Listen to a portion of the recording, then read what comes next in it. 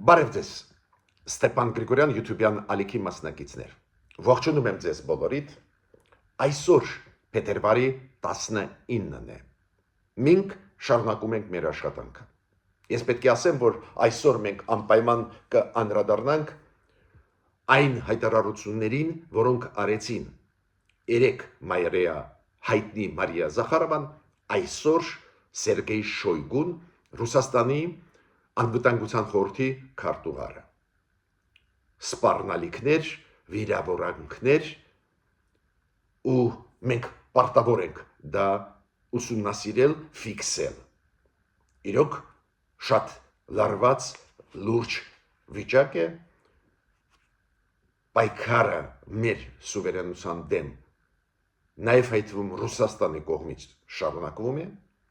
իրանք ունեն Հայաստանում 5-րդ շարասյուն, դա է պատճառը, որ օրինակ նույն տոնով տարբերակ չկա, որ Ռուսաստանը խոսի Ադրբեջանի դեմ, Ադրբեջանում չկա 5-րդ շարասյուն, մեզ մոտ կա 5-րդ շարասյուն, դա է պատճառը, որ այս ձևի մեզ հետ խոսում են։ Բայց դա վտանգ է, լուրջ վտանգ է մեզ համար ու անպայման այսօր կուսումնասիրենք դա ու ես կշարունակեմ այն գիծը, որի մասին ձեզ ասել եմ, երեք էլ խոսացել ենք դրա մասին, հիբրիդային պատերազմի տարեր մենք տեսնում ենք մեր պետականության դեմ, նաև ներսից գնացող պրոռուսական ուժերի կողմից ու այսօր մի քանի նոր օրինակներ ես ձեզ կբերեմ։ Ուրեմն սկսում ենք մեր այսօրվա աշխատանքը։ Առաջինը, ինչ ուզում եմ ասել, այնուամենայնիվ, միջև անցնել գլխավոր թեմային, ինչ ասեց Սերգեյ Շոյգուն, ինչ ասեց Մարիա Զախարովան, հիբրիդային պատերազմի տարերից միջև խոսալը, ես ուզում եմ ասել, նորից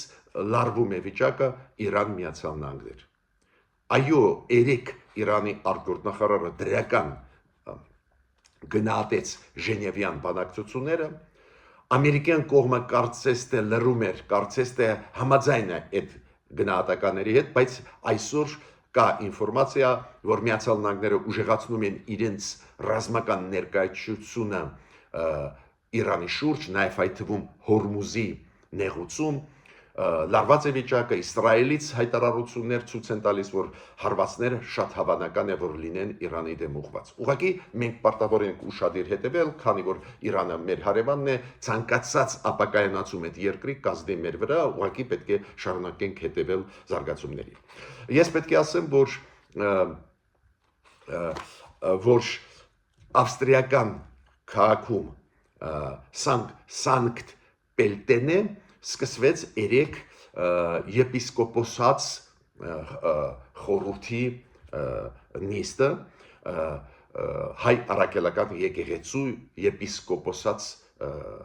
խորհրդի նիստը։ Նայենք ինչ որոշումներ կընդունեն մեր եպիսկոպոսները, ինչի հետ է կապված այդ հավաքը, մոտավորապես մենք հասկանում ենք ինչի հետ է կապված, բայց ինչ որոշումներ կընդունեն,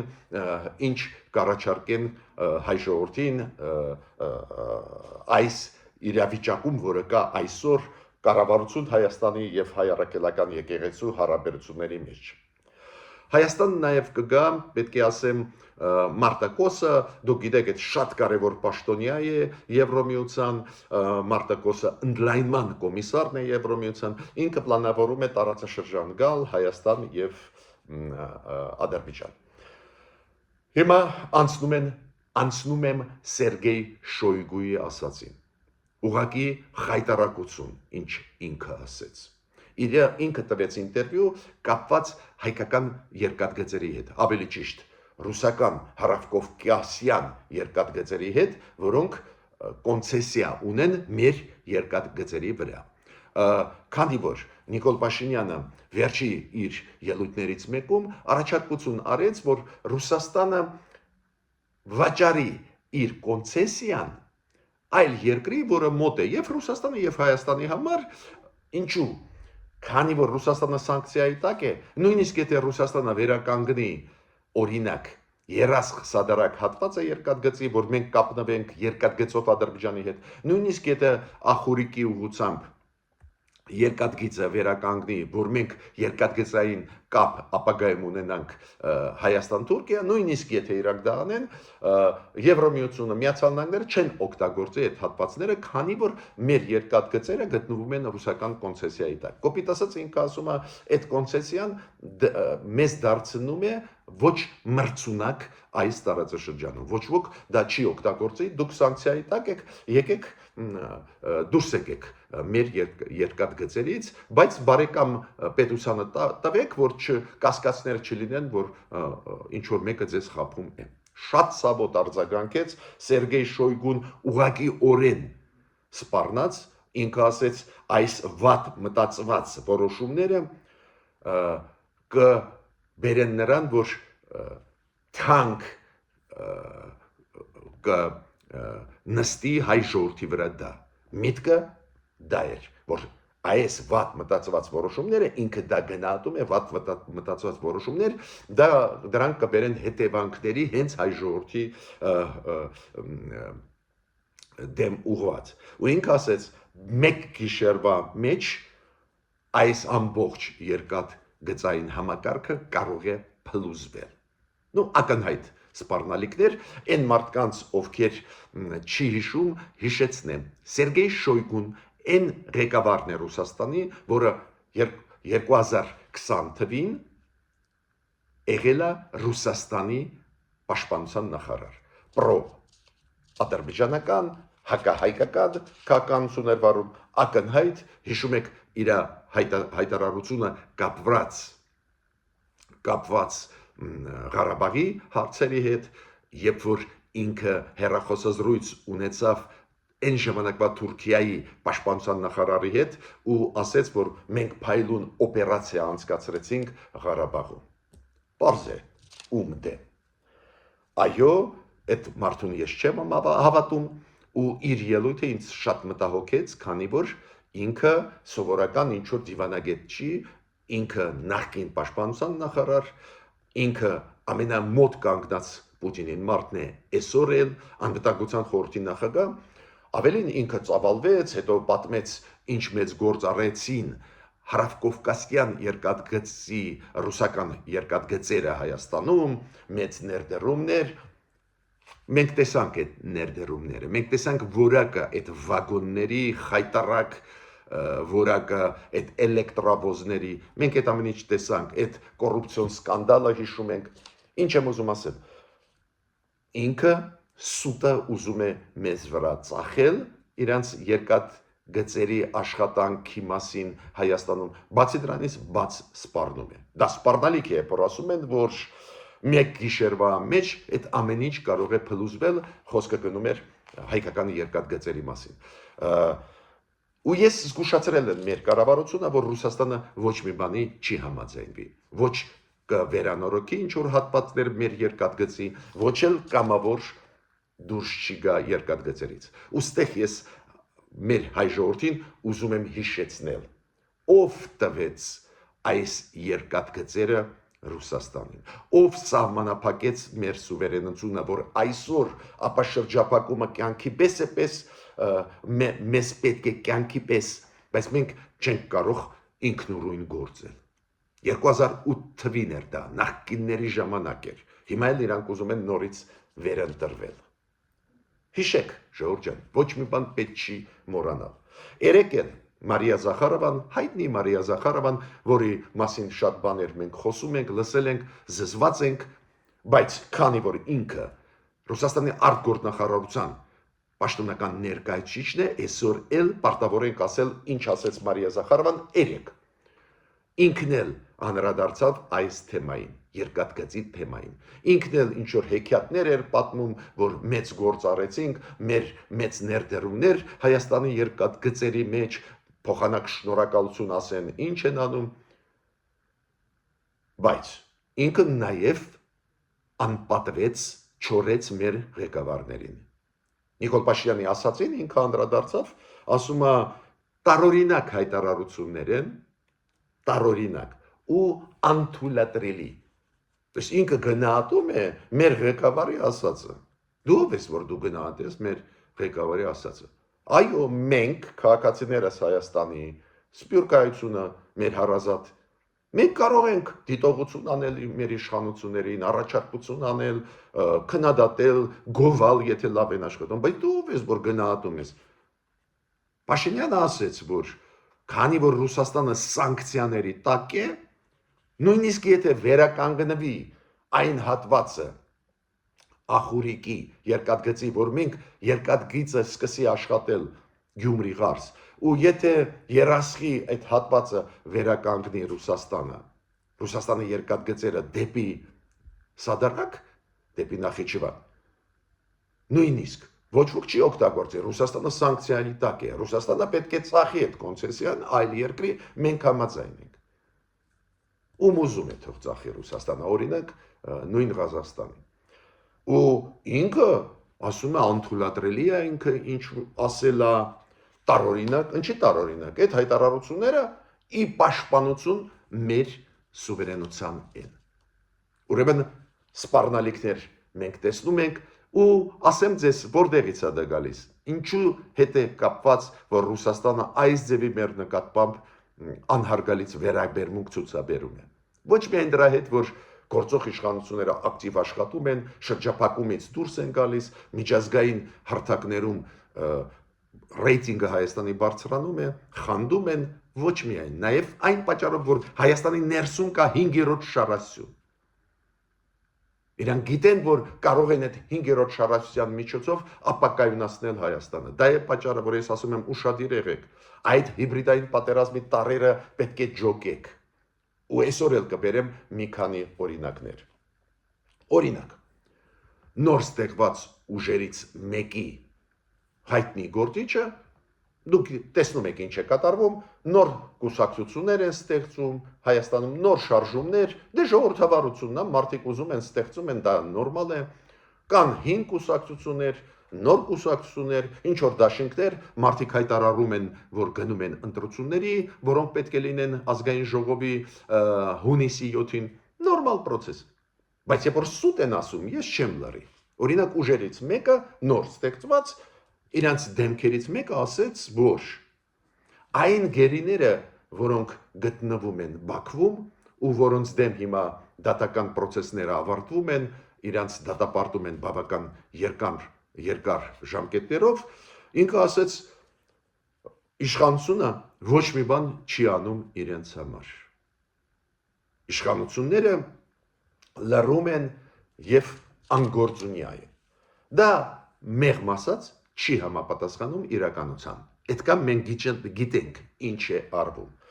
Նաև մենք փորձագետներս բավական ակտիվ աշխատող միջազգային հարթակներում բարբերաբար հանդիպում ենք տարբեր միջոցառումների ժամանակ հարևան երկրի փորձագետների հետ, խաչվում ենք, քննարկում ենք, վիճում ենք, մենք մոտավորապես գիտենք process-ը, ով աշխատում է, ով չի աշխատում, վերջի 4 հայկերի, որոնք ազատ արձակվեցին, հիշում եք, այդ 4-ը արձակվեցին հենց մեր պետական ինստիտուտների աշխատանքի արդյունքում։ Այդ փաստ է, դրա դեմ խոսալը անիմաստ է։ Հիմա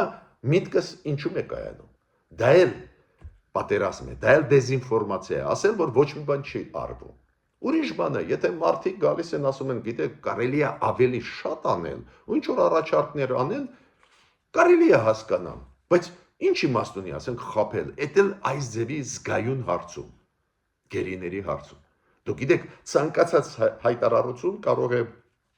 բանակցային process-ը, որը գնում է ստվերում, քանդել։ Մյուս հարցը, ասենք, անընդհատ օգտագործել Թուրքիայի գործոնը, որ եթե սահմանը բացվի, Թուրքիան մեզ կխժռի, կուտի, Թուրքիան ուզում է մեր հայկական Հայաստանի էլեկտրոցանցերը առնել, ակնհայտ սուտ։ Նույնիսկ հարցը չի դրվում ծախելու այս փուլում, որ ասես ինչ որ մեկին ուզում են ծախել ու կասկածներ առաջանան։ Այդ օգտագործվում է պարզ է ինչու հարվածելու գործող իշխանություններին միջև ընտրություններ։ Ու քանի որ մեր հասարակության մեջ կան վախեր, շատ օբյեկտիվ վախեր, կապված մեր հարևանների հետ,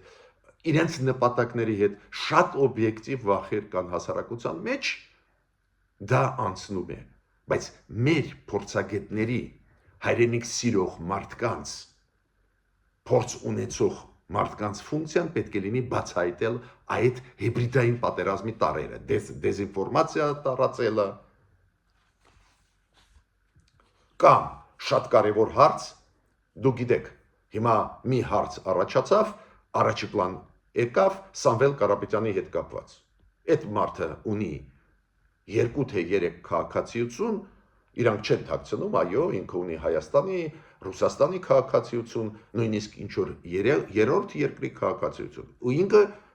դրա պատճառով չի կարող առաջադրվել։ Ինչքան էլ այդ ուժը Հայաստանը իրան առաջ չտանի, չի կարող։ Դե հիմա մեր օրենքները սահմանադրական կարգը էս է։ Ու հիմա օգտագործում են դա, ասում են, տեսակ, Նիկոլ Փաշինյանը ոչ մի բան չարեց, որ Սամվել Կարապետյանը չկարողանա մասնակցել ընտրությունների, քննադատություն դրա շուրջ։ Հիմա ուզում եմ հասարակ մարդկանց խելոք, մեր ժողովուրդը խելոք ժողովուրդ է։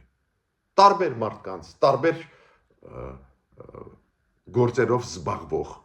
տարբեր ոլորտի մասնագետներ։ Հիմա իրենց հարցն եմ, երբ այդ ցենզի օրենքը մտցվի։ Ցենզը ինչի մասին է խոսքը, ոչ մեր վարչապետը Հայաստանի, որը պետք է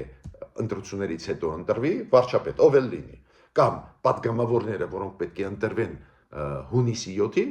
որ իրանք անպայման պետք է վերջի 5 տարի ապրեն Հայաստանում, այն ցենզը 5 տարի ու 10 տարի են, եթե չեմ սխալվում, բայց ցենզ կա, իրանք պետք է մշտական ապրեն Հայաստանում եւ լինեն միայն Հայաստանի Հանրապետության քաղաքացիներ։ Այդ ով է մտցրել։ Նախկինները, այս իշխանությունները դրա հետ ոչ մի առնչություն չունեն։ Հիմա շարքում է այդ հարցը այդպես, որ սրանք են մեղավորը։ Իրենք չեն մտցրել այդ ցենզերը։ Ուրիշ բան է։ Եթե մարդը ասի, գիտեք ինչ է, նայեք, այս հիմա օրենքը աշխատում է, բայց վատ է, նոր ընտրություններից հետո արի փոխենք այդ ցենզերը։ Օրինակ, այդ ցենզերը սահմանափակում են հնարավորություն սփյուռքայության մեր հայրենակիցներին ավելի ակտիվ մասնակցել մեր պետականաշինության մեջ։ Իրոք ստեղ կա հարց, կարող են քննարկել, կան արգումենտներ, դրա դեմ կամ արգումենտներ, շատերը ասում են ոնց, եթե մարդը չի ապրում Հայաստանում, ոնց կարա լինի պատգամավոր, նույնիսկ չիմանալով խնդիրները, որոնք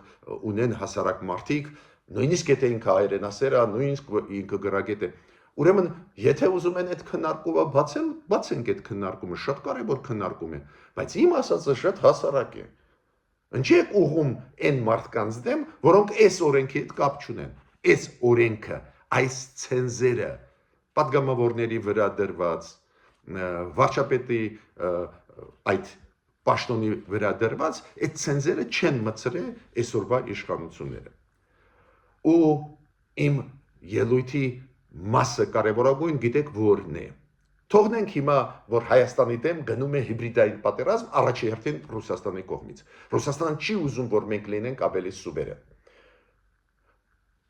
Մի կողմ հիմա թողնենք այն հիբրիդային պատերազմը, որը վարում է հայոց պետականության դեմ մեր 5-րդ շարասյունը պրոռուսական ուժերը։ Նոր խոսացինք, հիմնավորված խոսացինք։ Հիմա ես ուզում եմ ասել օբյեկտիվ process-ների, խնդիրների մասին։ Օրինակ, դուք գիտեք, որ երեք բավական մեծ աղմուկ բարձրացրեցինք մեր վարորդները, տաքսի վարորդները, բայց on-line տաքսի վարորդները։ Օրինակ, ես կյանքում չգիտեի, որ այդ աշխատանքը ստաժի մեջ չի մտնում։ То есть այդ աշխատանքի մարդիկ ոչ մի երաշխիք չունեն, ոչ առողջապահության հարցերով, ոչ սոցիալական հարցերով, պարզվեց, որ այդ խնդրեմը կա։ Ու պարզը, որ ընդդիմությունը շատ էֆեկտիվ օգտագործում է դա, մեծ հավաք էր, մեծ բողոք էր այդ վարորդների, քանի որ բավական մեծ թվով են այդ վարորդները, այն թվերը, որ տալիս են, ահռելի մեծ թվեր են, տասնյակ ու տասնյակ հազարավոր վարորդներ, ովքեր աշխատում են on-line, տաքսի են քշում on-line մեխանիզմով ու այդ օբյեկտիվ խնդրեմ է, պետք է լուծել այդ խնդրեմը, եթե այդ խնդրեմը կան, ու ես չեմ կարծում, որ այդ արհեստական մարդիկ բողոքի դուրս եկան, այդ էլ մեծ թվով։ Բայց ընդդիմությունը շատ էֆեկտիվ օգտագործեց Մայր Հայաստան այդ խմբակցության Երևանի խորհրդի խմբակցության անդամները այնտեղ էին, բայց ընդդիմությունը դա օգտագործում է, բայց դա օբյեկտիվ խնդրեմ է իմ առաջարկը իշխանությունների այս ձևի խնդիրներին շատ արագ արձագանքել,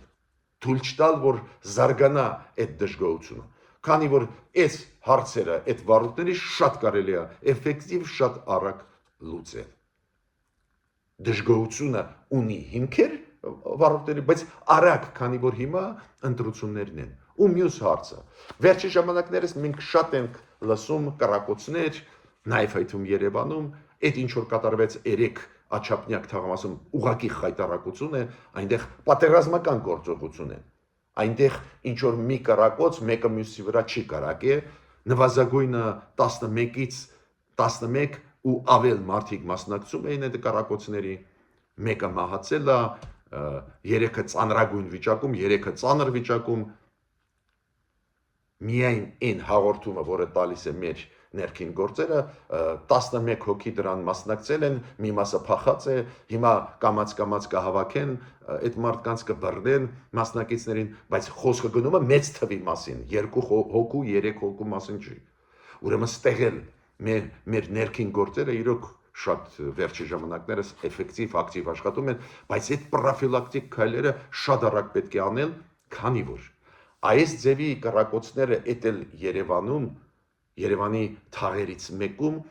շատ իմիջը մեր կգցեն։ Հենց մեր իմիջը նրանում է, որ Հայաստանում անվտանգ է։ Բոլոր տուրիստները ասում են շատ լավ ժողովուրդ է, հայ ժողովուրդը մեզ լավ ընդունում են, շատ լավ մթնոլորտ է, բայց դուք պատկերացնում եք, ասենք նվազագույնը 11 հոգի կրակում էին իրար վրա։ Ուրեմն ստեղ իշխանությունները պետք է շատ ուշադիր լինել, էտել գալիս են ընտրությունները, մարդիկ ուշադիր հետևում են, ինչ է կատարվում երկրում։ Ես ավարտեցի իմ ելույթը, միջ նոր հանդիպումներ։